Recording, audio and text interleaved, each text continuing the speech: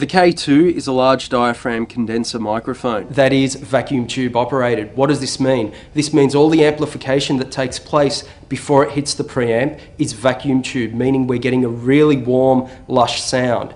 Some of its features include variable polar patterns. This means we can get an omnipolar pattern for the whole room, cardioid, which is just direct facing, and figure of 8, which is front and rear, but not the sides. This is done by using the variable pot on the power supply. The K2 uses the HF1 1-inch large diaphragm capsule, which means small transients and large transients both get picked up beautifully. Using the K2 as drum overheads, we're using one for left and one for right. The reason being is that we're going to get a nice overall sound of the room with vacuum tube amplification. Now we're using this currently in cardioid mode, but the K2 can also work in omni and figure of 8. So if you even want to do a blumline technique on your drum overheads, you can do it with the K2. We can move the K2s further back in cardioid mode to still get that room sound, but predominantly from the front of the microphone. You can also use the K2 as a mono overhead microphone. Utilising it in cardioid polar pattern allows us to get a lot of that direct sound from on top of the drummer's seat. This is especially good for getting a tight drum sound that sits in the centre of our mix.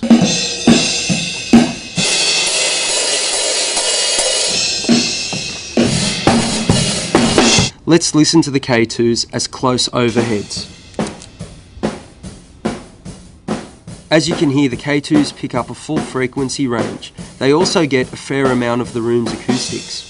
Now, as we know, most engineers would remove some of that low-end rumble to ensure that we get an accurate description of the mid and high end of both the drum kit and the room.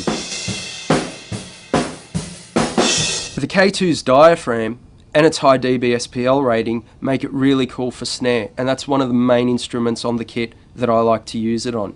Placing the K2 up close to the snare gives us a very big sound, while moving it further away gives us an overall tone. With the K2 on the snare, we can have it sitting straight up, getting all the sound elevating from the drum and also elevating out.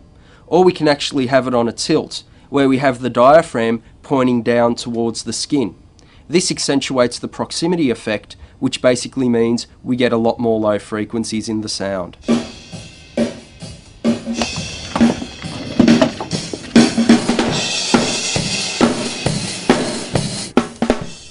We can now hear the K2 on the snare. As you can tell, it's got a great low, mid and high frequency response. The attack transient comes through really well. It really doesn't need much compression at all. A lot of people tend to like the raw state of the K2 on snare drum. I also like to use the K2 on kick drum. Being a large diaphragm condenser, you do tend to worry a little bit on excessive sound sources. However, the K2 can more than adequately handle a kick drum. Whether I've got it inside the kick getting a very attack sound or outside the kick getting an overall tone. The K2 has a high dBSPL rating, which means it can handle all the loud and soft changes in the instrument. The cool thing about the K2 is because it is a large diaphragm condenser microphone and it's got a vacuum tube inside it, we get a really warm kick drum sound while still maintaining the attack, decay, sustain and release of the true sound envelope.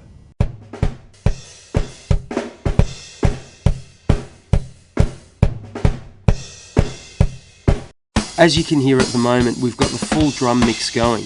Let's solo the kick and hear the properties of the K2.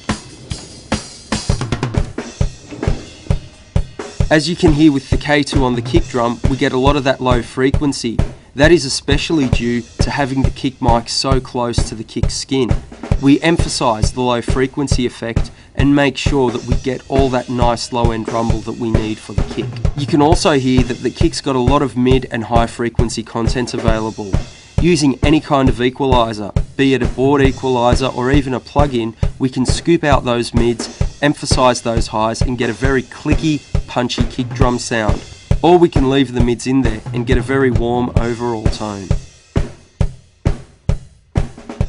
We can now hear the K2 on kick, snare and overheads. As you can tell, it's a very versatile microphone for drums. Let's put these sounds into the rest of the mix and see how the K2 shines.